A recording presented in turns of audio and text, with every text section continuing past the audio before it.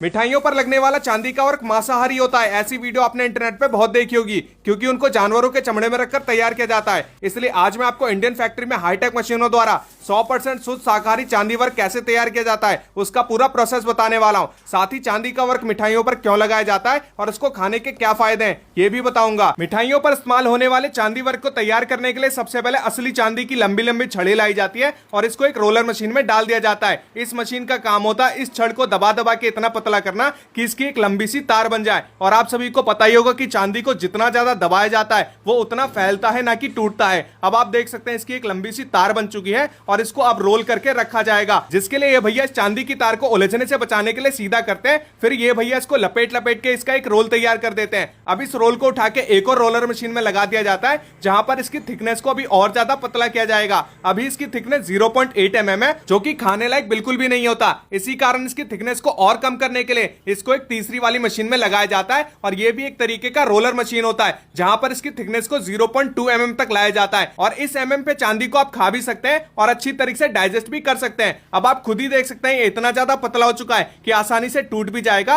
और पन्नी की तरह लग रहा है। इसके बाद इसको एक रोलर में इकट्ठा कर लिया जाता है और यहां से इसको उठा के कटर मशीन में लगाया जाता है, जहां पर इस चांदी के रोल के छोटे छोटे पीसों की कटिंग होगी। और इस फैक्ट्री के अंदर जितना भी चांदी वर्क बनने का प्रोसेस है वो सारा का सारा हाईटेक मशीनों के द्वारा और शुद्ध शाकाहारी तरीके से किया जाता है। ऐसा मैं इस कारण कह रहा हूं क्योंकि इंटरनेट पे आपने जितनी भी चांदी वर्क बनने की वीडियो देखी है वो सारा का सारा मांसाहारी होता है, क्योंकि उन चांदी के वर्क को जानवरों के चमड़े में रखकर तैयार किया जाता है और जहां पर चमड़ा आ जाए वहां पर वो चीज मांसाहारी हो जाती है। अब आप देख सकते हैं कि चांदी के छोटे छोटे पीसों की कटिंग होने के बाद इसके रोल का वजन भी किया जाता है, ताकि पता लगे कि कितने किलो चांदी का इस्तेमाल हुआ है। इसके बाद इसकी पैकिंग की जाएगी और इसको कपड़े के अंदर पैक किया जाता है, ना कि किसी चमड़े के अंदर। इसी कारण यहाँ पर शुद्ध शाकाहारी चांदी वर्क तैयार होता है। तो ये देख सकते हैं इसकी पैकिंग कर दी गई है। फिर इसको एक एक करके स्टोर रूम में इकट्ठा कर लिया जाता है। फिर इन सारे बंडल को उठाकर एक और हाईटेक मशीन में सेट किया जाएगा। और इस मशीन को आप हैमर मशीन समझ सकते हैं। जिस प्रकार से हथौड़े से पिटाई की जाती है उसी प्रकार से यहाँ पर चांदी के छोटे छोटे पीसों की